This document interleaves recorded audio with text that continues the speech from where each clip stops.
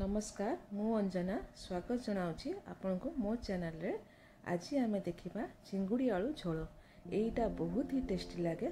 आपण केमिति आको आपण घरे बनाइबे मु आज आपण को शेयर करी। या पूर्व आपण जदि मो चैनल रे नुआ अटंती मो चैनल को सब्सक्राइब करि नियंतु एवं बेल आइकन को प्रेस करिया को भूलंते नहीं मो वीडियो रो नोटिफिकेशन प्रथमे पाइबा पाई।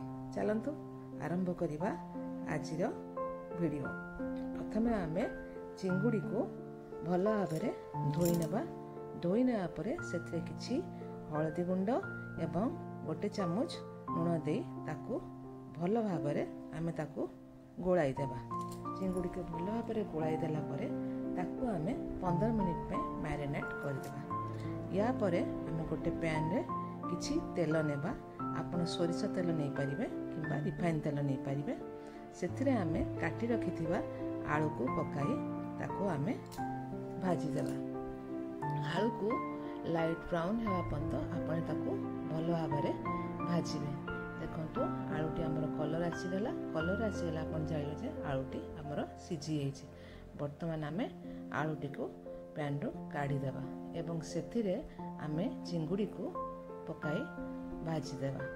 चिंगुड़ी को आपण किछि एपट सेपट करी ओलट पालट करदेबे जा फल चिंगुड़ी भल भाव सिझी जीव। देखंतु आमे ताको चिंगुड़ी भाजी नेले। चिंगुड़ी काढ़दा पर आमे पैन टी रे किछि तेल नेबा।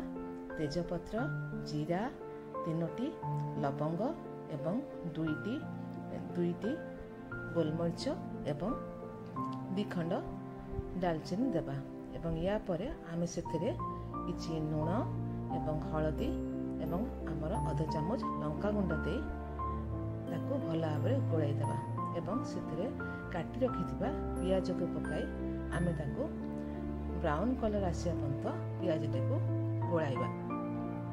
भल भाव पियाज टी या फल कौन हुए हमर पियाज टी भल भाव भाजी हो जाए। पियाज टी को ब्राउन कलर है पर्यंत हमको भाजिया को पड़ी था जहाँ फल तरकारी स्वादटी आहुरी भल भाव आसी थाए।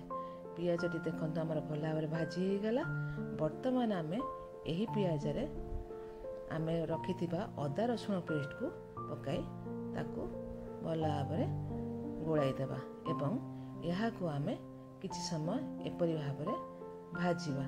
वर्तमान हमर अदा रसुणटी पियाज रे जेमिति अदा रसुण पेस्ट हम जेमिति पियाज एवं अन्य मसला संगे भल भाव मिसी जाओ। तापर आमे सेथिरे किछि धनिया गुंड अधा चामच आमर जीरा गुंड दे ताकू किछि पानी दे ताकू भल भाव गोलाई किछि समय पय घोड़ाई देबा। देखंतु आमर ये बर्तन हे गला। एथिरे आमे काटी रखि आमे आमर टमाटो प्यूरिटी दे ताकू भल भाव गोलाई देबा एवं ताकू रखि देबा किछि समय पय। सिझी गला परे सेथिरे आमे भाजी रखिथिबा आलू एवं चिंगुड़ी को भल भाव दे ताकू आमे मसलाटी को कषिदेबा। देखंतु आमर आलूटी बर्तमान सिझी आसलानी। आलूटी सिझी आसला परे सेथिरे आमे पानी 2 कप गरम कर रखिथिबा एवं ताकू देबा। आपणकर जदि क्वांटिटी अधिका दरकार हुए तेबे आपण सेथिरे अधिका पानी ऐड करि परिबे। गरम पानी दे ताकू आमे 2-3 मिनिट पय घोड़ाई ताकू सिझिया को छाड़ देबा। देखंतु आमर तरकारी रेडी हो गला। बर्तमान आम एथिरे शेष गरम मसला किंबा चिकेन मसला ताकू दे ताकू 2-3 मिनिट रखिदेबा।